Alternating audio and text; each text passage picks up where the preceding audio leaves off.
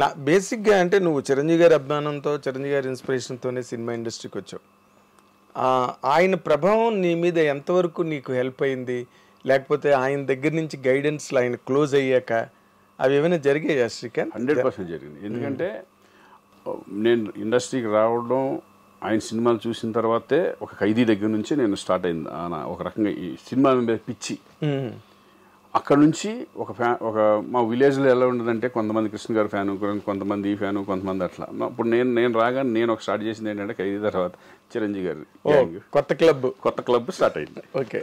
అలా డిస్కషన్లో ఏమైపోయిందంటే ఆ సినిమాల మీద బాగా మోజు పెరిగిపోయి రిలీజ్ సినిమాలకు వెళ్ళిపోవడం అటువంటివి జరుగుతూ ఉంటాయి.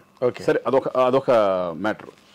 ఆ ఇన్స్పిరేషన్తో ఇండస్ట్రీకి వచ్చేసిన తర్వాత అమ్మాయిని ఫస్ట్లో బిగినింగ్లో నేను తెలియదు కదా, తెలియదు. మా నాన్న చెప్పాడు ఒకరోజు షూటింగ్కి వెళ్ళి, ఫాదర్ ఎట్లా వచ్చి ఒక బుక్ తీసుకెళ్ళాను. ఇదివరకు అన్ని కటింగ్స్ ఉండేవి అనమాట.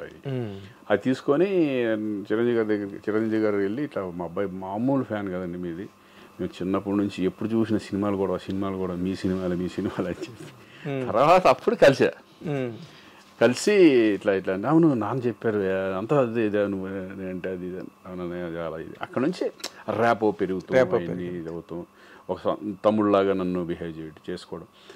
నేను ఎప్పుడు నాకు ఇదే చేశారంటే మధ్యలో ఒక 7-8 సినిమాలు పెద్ద బ్యానర్లో సినిమాలు ఫ్లాప్లు, యావరేజ్లు ఫ్లాప్లు, అంటే సూపర్ హిట్లు లేవు. ఒక 7 సినిమాల వరకు. ఓకే. వాళ్ళు డిప్రెషన్లోకి వెళ్ళి, అంటే అప్పటి వరకు సక్సెస్ చూసినాడు కదా. అవును కదా. సక్సెస్ చూసి సడన్గా ఏంటిది డౌన్ఫాల్ స్టార్ట్ అయిపోయింది. మొత్తం టప్పు పోతున్నాయి అన్ని పెద్ద బ్యానర్లు మళ్ళీ. ఓకే.